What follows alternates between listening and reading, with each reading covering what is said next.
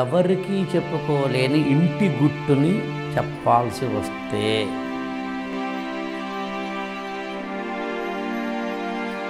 Women's పరంగా ఎప్పుడైనా ఏమైనా ఛాలెంజెస్ వస్తే వాళ్ళ పర్సనల్ లైఫ్లో కానివ్వండి, హెల్ప్కి అప్రోచ్ అవ్వచ్చు అన్నది కూడా వాళ్ళకి గబుక్కున తట్టదు. సాధారణంగా మ్యారిటల్ లైఫ్ అప్రోచ్కి సంబంధించి the very first centre wisdom అనేది విన్ విన్ సొల్యూషన్ ఇస్తుంది, ఇద్దరూ గెలిచేలా చేస్తుంది. రోడ్డు మీద కుక్క మనల్ని కరిస్తే మనం కుక్కల్ని తిరిగి కరవం. జీవితంలో ఏదైనా నీకు నష్టం కలిగితే, కష్టం కలిగితే ఇంటెలిజెన్స్ని వాడడం కన్నా విజ్డమ్ని వాడితే శాశ్వతమైన పరిష్కారాలు దొరుకుతాయి.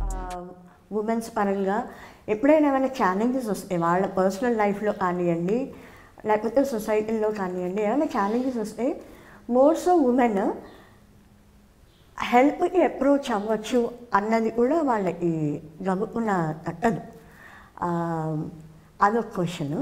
అంటే హెల్ప్కి అప్రోచ్ అవ్వడం అవుతే ఏంటి డిస్కస్ చేయాలి కదా వాళ్ళకున్న ఛాలెంజ్.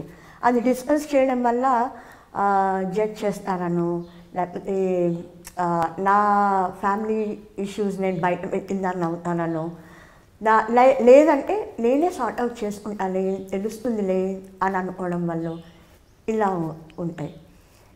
ఒక ఉమెన్ ఒక ఛాలెంజ్ని ఫేస్ చేసినప్పుడు దట్ టు ఒక marital or personal challenge, medical ఛాలెంజో ఫినాన్షియల్ ఛాలెంజో కాదు ఇక్కడ మనం మాట్లాడుతుంది, కెరీర్ ఛాలెంజో కాదు, ఎవరికీ చెప్పుకోలేని ఇంటి గుట్టుని చెప్పాల్సి వస్తే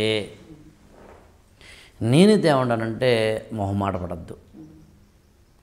ఎవరిని అప్రోచ్ అవ్వాలి అనేది ఆలోచించండి తప్ప అప్రోచ్ అవ్వాలా వద్దా అని ఆలోచించద్దు. సాధారణంగా మ్యారిటల్ లైఫ్కి అప్రోచ్కి సంబంధించి ద వెరీ ఫస్ట్ సెంటర్ ఎవరు అంటే పేరెంట్స్. అంటే ఒక అమ్మాయికి నీకు ఏదైనా మ్యారిటల్ లైఫ్లో ఇబ్బంది వస్తే నువ్వు ఫస్ట్ నాక్ చేయాల్సిన డోర్ అమ్మది, నాన్నది. కానీ చాలామంది అమ్మా నాన్న కానీ ఏ సర్దుకుపోవే నా కాపురంలో లేవా అని అంటారని భయం ఉంటుంది. లేటెస్ట్ భయం నిజంగా అది కాదండి.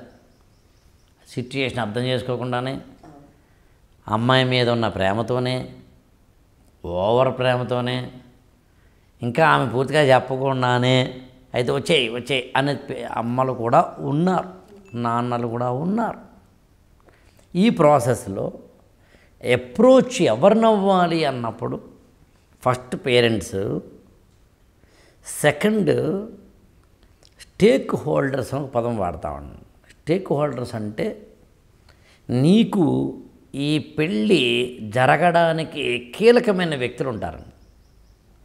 మధ్యవర్తుల సరే వాడు మ్యారిటల్ వెబ్సైట్స్ ఉంటే నేను మాట్లాడిన కానీ ఏదో marriage.com ఉంటాయి కదండి, అది కాదు కానీ బట్ పెద్ద వ్యక్తుల, లేకపోతే కనుక పెళ్ళిని కుదిర్చిన వారు అన్నయ్యో మేనమామో ఎవరో సంథింగ్ వాళ్ళ ఇలా స్టేక్ హోల్డర్స్ ఉంటారు, వాళ్ళని సంప్రదించాలి. ఇక స్టేజ్ పై మాట్లాడుతున్నాను నేను. వీళ్ళిద్దరూ అయిన తర్వాత తప్పదనుకుంటే మంచి లాయర్ని,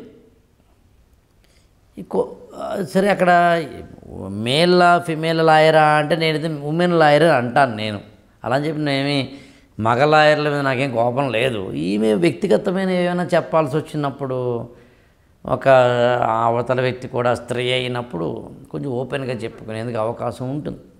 కొట్టాడండి ఆయన అన్నప్పటికేను, పలానా చోట కొట్టాడండి అన్నదానికేను, అబ్యూస్ చేశారండి అనడానికేను, నన్ను పలానా పదంతో అబ్యూస్ చేశారు అనడానికేను, ఫోర్స్ చేశాడండి అనడానికేను, సెక్సువల్ ఫోర్స్ అనేదానికేను, ఈ పదాల విషయాలలో కొంచెం comfort zone with female to female కాబట్టి నేను అన్నమాట.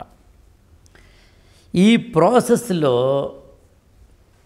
కలవాల్సింది తప్పదనుకుంటే లాయర్ తర్వాత పోలీస్ పర్సన్స్ ఇలా ఎవరున్నా అసలు కలవాల్సిన ఒక వ్యక్తి ఎవరు అంటే నీకు నువ్వే.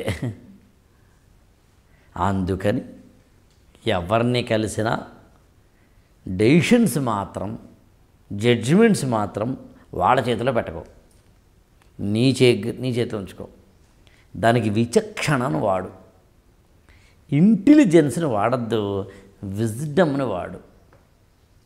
ఇంటెలిజెన్స్ అనేది ప్రాబ్లంకి సొల్యూషన్ని మాత్రమే ఇస్తున్నాను.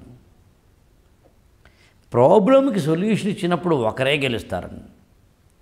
విజ్డమ్ అనేది విన్ విన్ సొల్యూషన్ ఇస్తుంది, ఇద్దరూ గెలిచేలా చేస్తుంది. రోడ్డు మీద కుక్క మనల్ని కరిస్తే మనం కుక్కల్ని తిరిగి కరవం. ఇంటెలిజెన్స్ అంటే నీకు ఎవరు హాని చేశారో వారికి తిరిగి అదే హాని చేయి. మరి కుక్కగా చేయలేవుగా, అందుకని అక్కడ విజ్డమ్ వాడాలి.